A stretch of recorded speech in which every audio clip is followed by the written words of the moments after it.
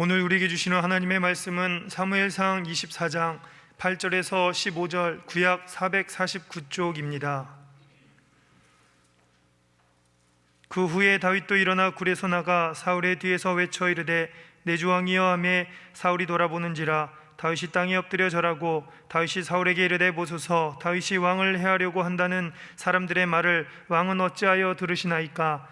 오늘 여호와께서 굴에서 왕을 내 손에 넘기신 것을 왕이 아셨을 것이니이다.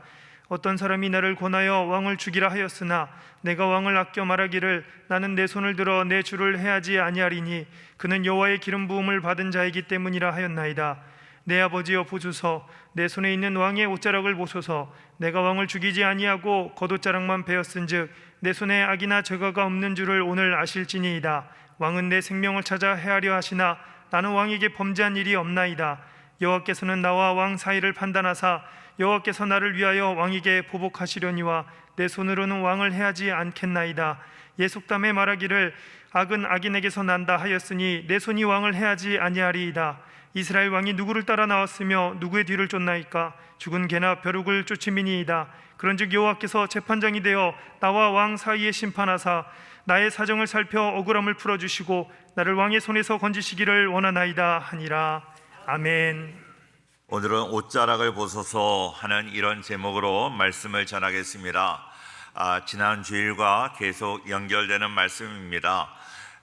지금 사울을 피해서 다윗은 도피 생활을 하고 있는데 이제 엔게디 광야에 와 있습니다. 엔게디 광야에서 굴 속에 들어가 숨어 있습니다. 오늘 이런 배경에서 말씀이 계속되는데요. 첫째로 신앙은 하나님을 붙잡는 것이다 하는 것을 우리가 깨달아야 될 것입니다.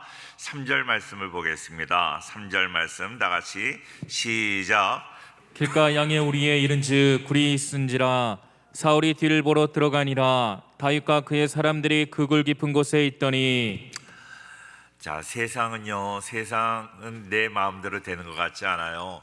지금 다윗과 다윗의 사람들 400명이 지금 굴 속에 숨어 있는데 사울 왕이 뒤를 보러 들어갔다 이야기를 하고 있습니다. 뒤를 보러 갔다 하는 말은 발을 가리웠다. 개역 성경에는 발을 가리웠다 그렇게 나와 있고요. 현대인의 성경에서는 용변을 보러 갔다 그렇게 리얼하게 표현되어 있습니다. 발을 가리우러 갔다, 또 용변을 보러 갔다.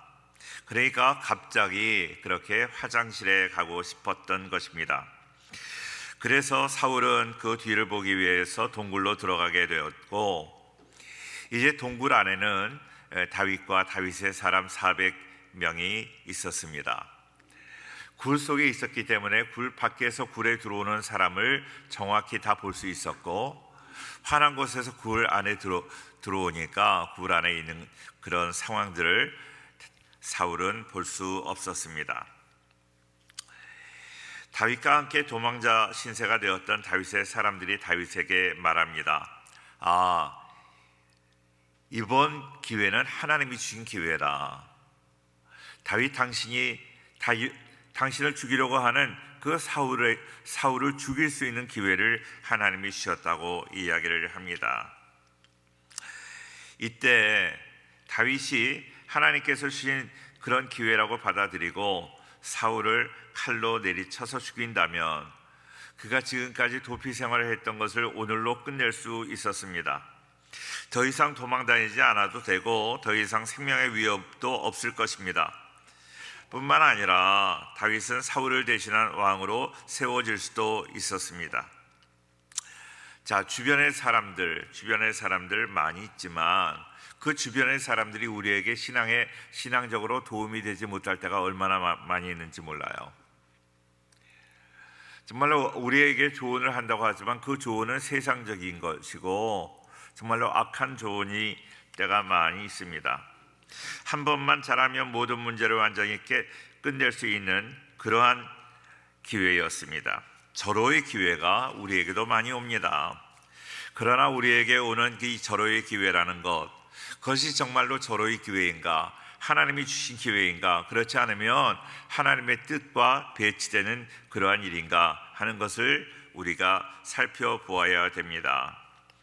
우리에게 하나님께서 기회를 주신다면, 그게 하나님의 뜻이라면 우리가 조급하게 욕심을 부리지 않아도 그것은 다 이루어질 것입니다. 우리가 놓치거나 실수로 몇 번 거절한다 할지라도 반드시 그 기회는 주어지고 그 기회를 통해서 하나님의 뜻이 이루어질 것입니다. 그러나 그것이 하나님의 뜻이 아니면 우리는 하나님 앞에 큰 악을 행하는 것입니다. 그렇기 때문에 우리는 좋은 기회가 다가왔을 때 성급히 그 기회를 차지하려고 노력할 것이 아니라, 물론 기회를 놓치지 말라는 말이 있지만 그러나 그렇지 않습니다. 하나님의 뜻인가, 또 하나님의 인도하심인가, 내 자신을 살피고 정말로 하나님의 뜻인가를 점검해 볼 필요가 있습니다. 좋은 것이기 때문에 덥석 붙잡는 것, 밑기름으로 물고기와 같이 자기 입술에 갈고리를 꼽는 것과 같은 행위이기 때문에 그렇습니다. 가령 우리가 적은 돈으로 투자를 해서 많은 돈을 번다, 또 일을 하지 않아도 큰 돈을 벌 수 있다, 이러한 유혹들이 많이 있습니다. 그러나 하나님은 그렇게 역사하지 않아요. 일하지 않는데 하나님께서 큰 돈을 우리에게 허락하실 리가 없고, 적은 돈을 투자해서 많은 돈을 벌 수 없는 것입니다. 그것은 믿기일 뿐이죠. 하나님께서는 아담에게 뭐라고 해요? 열심히 땀을 흘려야 너희가 먹고 살게 될 것이라고 말씀하셨습니다. 신약 데살로니가 전서에서는 일하기 싫거든 먹지도 말라고 말씀하십니다. 하나님께서는 심는 대로 거둔다고 말씀하시잖아요. 그러므로 우리 성도들은 언제나 성실하고 정직하고 열심히 일해서 이 세상을 살아가야 될 것입니다. 열심히 일해서 먹고 사는 것, 그것이 하나님의 뜻이지요. 갑자기 일확천금의 기회가 다가온다든지 그것은 결코 하나님의 뜻이 아닙니다. 마땅히 거절해야 될 것입니다. 하나님께서 우리에게 많은 기회를 주신다고 믿습니다. 그러나 그 기회보다 더 중요한 것, 기회보다 중요한 것은 신앙입니다. 오늘 다윗은요, 기회를 붙잡은 거 아니에요. 이 기회, 사울이 굴 속에 와서 뒤를 보는 그 기회를 놓치지 않고 그를 죽여야 된다, 기회를 붙잡지 않았어요. 그는 기회를 잡지 않고 하나님을 먼저 생각했습니다. 하나님을 붙잡았어요. 신앙을 먼저 생각했어요. 얼마나 귀한지 몰라요. 우리 모든 성도님들, 기회가 온다 할지라도 기회를 붙잡는 것이 아니라 정말로 이 기회가 하나님으로부터 왔는가, 하나님을 먼저 붙잡고 신앙을 먼저 생각하는 우리 모든 성도가 되기를 주의 이름으로 축원합니다. 두 번째로, 신앙은 말씀에 순종하는 것입니다. 하나님을 붙잡는데 그 하나님을 붙잡는 그 근거가 바로 하나님의 말씀이 되어야 한다는 이야기지요. 10절 말씀 같이 보겠습니다. 10절 다 같이 시작. 오늘 여호와께서 굴에서 왕을 내 손에 넘기신 것을 왕이 아셨을 것이니이다. 어떤 사람이 나를 권하여 왕을 죽이라 하였으나 내가 왕을 아껴 말하기를 나는 내 손을 들어 내 주를 해하지 아니하리니 그는 여호와의 기름 부음을 받은 자이기 때문이라 하였나이다. 자, 이제 그 뒤를 다 보고 굴에서 나오는 사울 뒤를 따라서 다윗도 나왔습니다. 그래서 다윗이 그 사울에게 이제 이야기를 하는 거지요. 왕을 내 손에 넘기신 것을 왕이 아셨을 것이니이다. 그래요. 바로 옆에 자기가 그 사울의 옷을 베일 정도였으니까 그의 생명이 위험했다는 것을 알게 될 것입니다. 그런 기회를 하나님이 주셨다고 이야기를 하는 것이죠. 사울이 굴에서 나가자 다윗은 사울 앞에 나타나 사울을 죽일 수 있었음에도 불구하고 하나님께서 기름 부어 세우시는 왕의 생명을 내가 해하지 않았다고 이야기를 하고 있는 것입니다. 내가 당신 사울에게 적개심이 있는 것 아닙니다. 죽이려고 하는 것도 아니고 당신의 왕위를 내가 차지하려고 하는 것도 아닙니다. 내가 당신을 사랑하고 당신을 존중하고 있다는 것을 알아달라는 것입니다. 그 증거를 보여주고 있습니다. 다윗은 사울의 겉옷자락을 벤 것을 보여주면서 사울이 자기에게 의심하는 적개심이 자기 마음속에 깃들어 있는지 하나님께서 당신과 나 사이에 판단하기를 원한다고 말하고 있습니다. 다윗의 호소는 참으로 감동적인 호소였고 부드러운 호소였습니다. 9절 말씀을 한 번 더 볼까요? 9절 시작. 다윗이 사울에게 이르되 보소서 다윗이 왕을 해하려 한다는 사람들의 말을 왕은 어찌하여 들으시나이까? 자, 사울 옆에 왕이니까요. 왕 옆에 많은 사람들이 있잖아요. 다윗 옆에도 많은 사람이 있어요. 그런데 많은 사람, 사울 옆에 있는 많은 사람들이요, 정말로 나쁜 사람이었어요. 악한 사람들이었어요. 그 참모들이 그 주변에서 사울 왕을 돕는다는 그 사람들이 사울을 악하게 만들었다는 거예요. 참 중요한 거예요. 우리 주변에도 많은 사람 있잖아요. 유아 독존으로 살아갈 수 없어요. 우리는 더불어 인생이고요, 항상 사람들과 함께 살아가는데 내 주변에 있는 사람들 때문에 내가 악해진다면, 내가 나빠진다면, 우리의 믿음이 떨어지고 정말로 하나님 보시기에 안 좋은 모습으로 내가 발전된다면 이거는 너무나 불행한 인생이에요. 또 하나, 내 주변에 있는 사람들이 나로 인하여 다 좋아지고 믿음도 좋아지고 그들의 삶이 아름다워진다면 너무나 복된 인생이죠. 우리는 언제나 선한 영향력을 끼치는 그런 사람이 되어야 되고요, 다른 사람을 통해서도 내가 선한 영향력을 받아서 날마다 선하게 변화되어야 되는데 오늘 사울은 그러지 못했어요. 주변에 있는 참모들 때문에 자기가 더 악해졌다는 거예요. 선한 영향력을 끼쳐야 될 왕이 다른 사람들의 영향을 받아서 악해졌다는 거예요.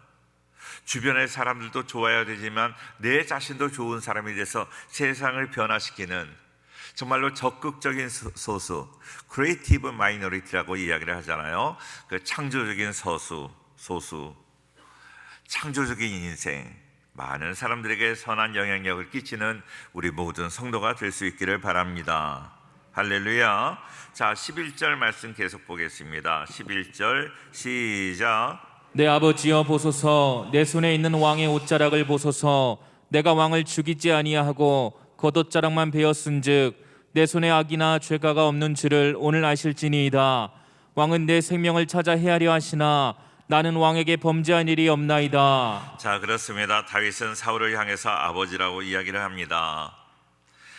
사울이 나라의 국부라는 의미도 있지만 다윗에게는 장인이었습니다.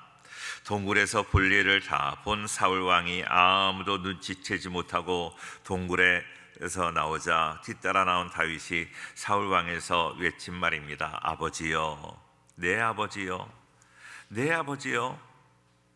동굴 안에서 당신을 죽일 수 있었습니다. 그리고 주변에 있는 많은 사람들, 다윗의 사람들, 내 주변에 있는 사람들이 당신을 죽이라고 공고하였습니다. 그럼에도 불구하고 나는 당신을 해하지 않았습니다. 왜요?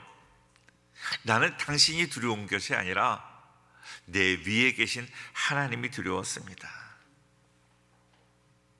그는 하나님을 두려워했어요. 아니, 하나님 말씀이 내 마음속에 항상 있었어요. 그리고 겉옷자락을 보여주고 있습니다. 내가 당신을 죽이려고 하지 않았던 것, 그것을 내가 증거물로 이것을 보여드립니다. 너무나 기가 막힌 상황 아니겠어요?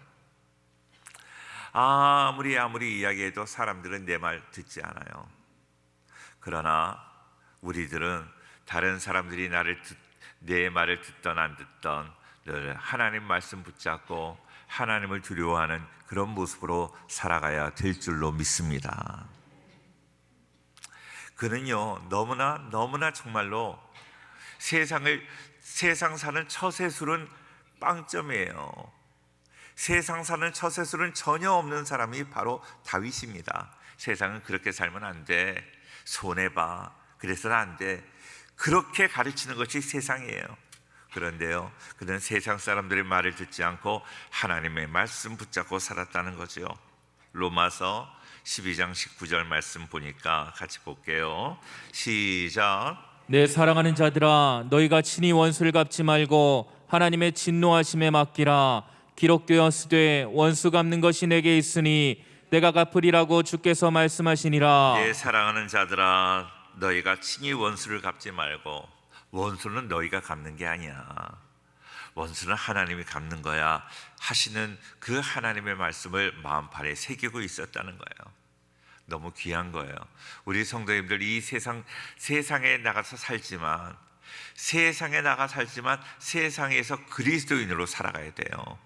세상 사람처럼 살아가는 것 아니라 하나님 말씀대로 살아가야 하나님이 기뻐하시는 인생이 될 줄로 믿습니다. 원수 갚는 일은 하나님께 있다는 말씀, 그 말씀을 마음판에 새기고 살아갔다는 거예요. 이것이 다윗의 신앙이고 다윗의 삶의 철학이었습니다. 그는 너무나 힘들 때마다 이렇게 고백을 했어요.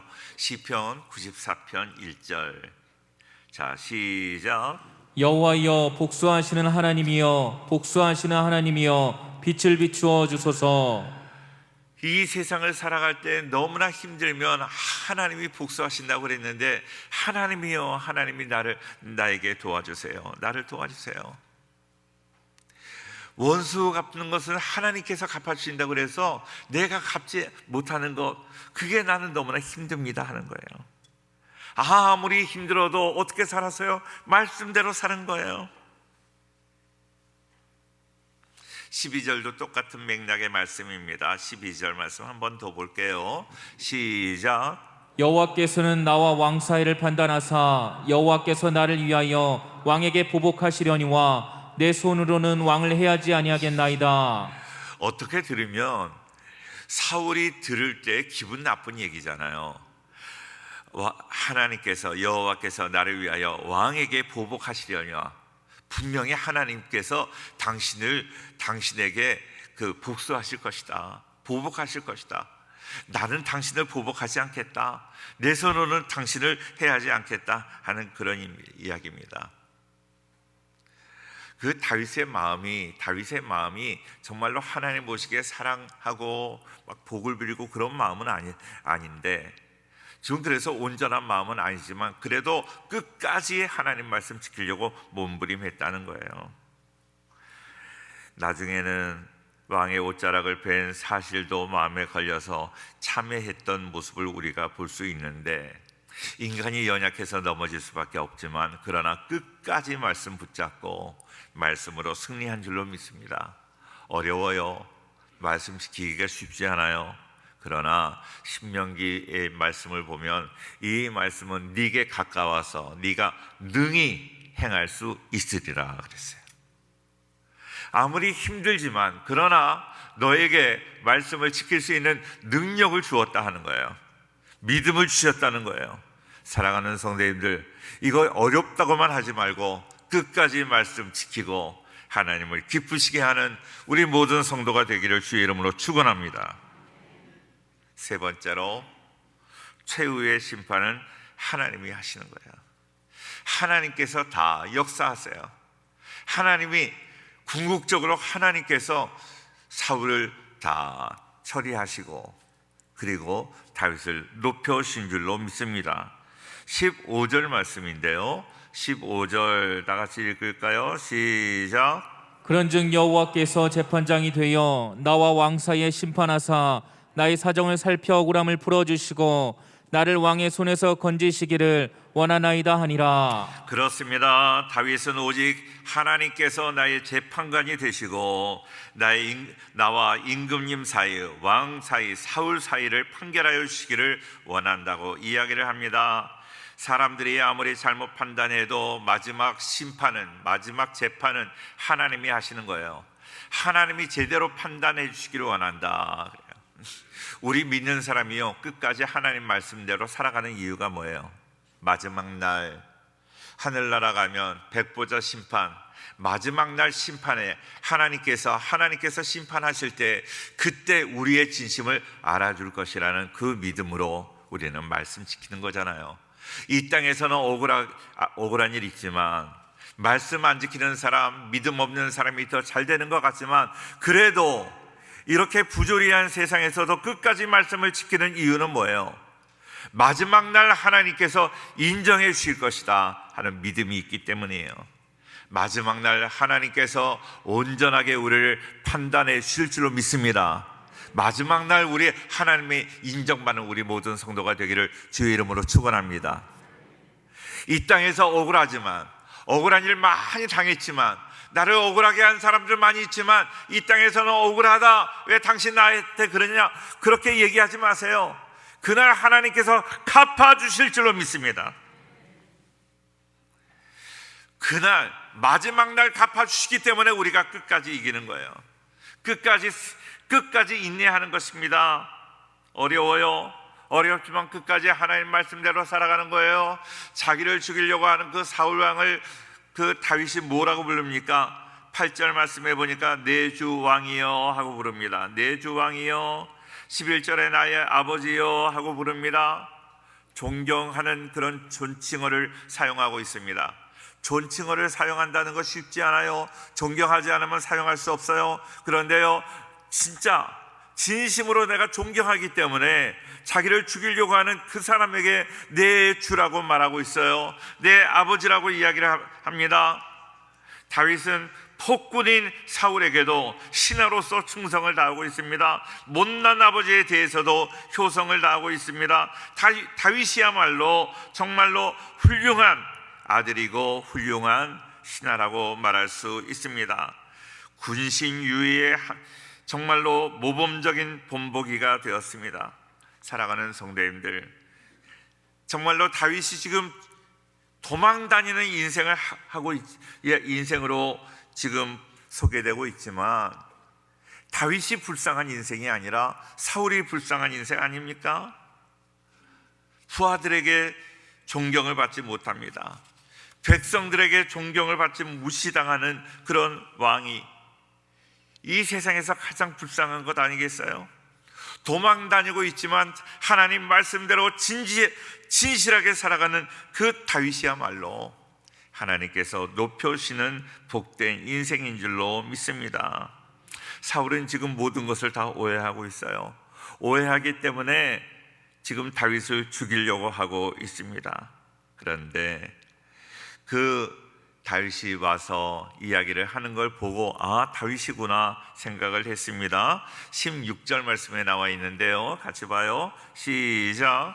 다윗이 사울에게 이같이 말하기를 마침에 사울이 이르되 내 아들 다윗아 이것이 내 목소리냐 하고 소리를 높여 울며, 다윗이 사울에게 이같이 말하기를 마침에 사울이 이르되 내 아들아 다윗아 이것이 네 목소리냐 하고 소리를 높여 울었다 그랬습니다. 감정에 북받쳐서 운 거예요. 내가 그렇게 지금 다윗을 죽이려고 했는데 왜 내가 다윗을 죽이려고 했을까? 그 다윗을 정말로 오랜만에 보게 되는 거예요. 그래서 목 놓아 울었습니다. 목 놓아 울었습니다. 자기 서름에 북받쳐서 지금 눈물을 흘리고 있어요. 자, 그런데 잘 기억하세요. 내가 운다고 해서 문제가 해결되는 거 아니에요. 한바탕 울고 나면 시원하죠. 속이 시원할 때가 있죠. 막 소리내서 막 한바탕 울어야 속이 시원하잖아요. 울어서 속이 시원하다고 문제가 해결되는 것 아니에요. 잘 기억하세요. 하나님께 회개해야죠. 철저하게 하나님 앞에 잘못을 고백하고 내가 하나님 잘못했습니다 하고 고백할 때 하나님이 회복의 은혜를 주실 줄로 믿습니다. 그런데요, 오늘 사울은 회개하지 않아요. 자기 감정에 북받쳐서 자기 서름에 북받쳐 울고 있는 거예요. 그거는 소용없다는 거예요.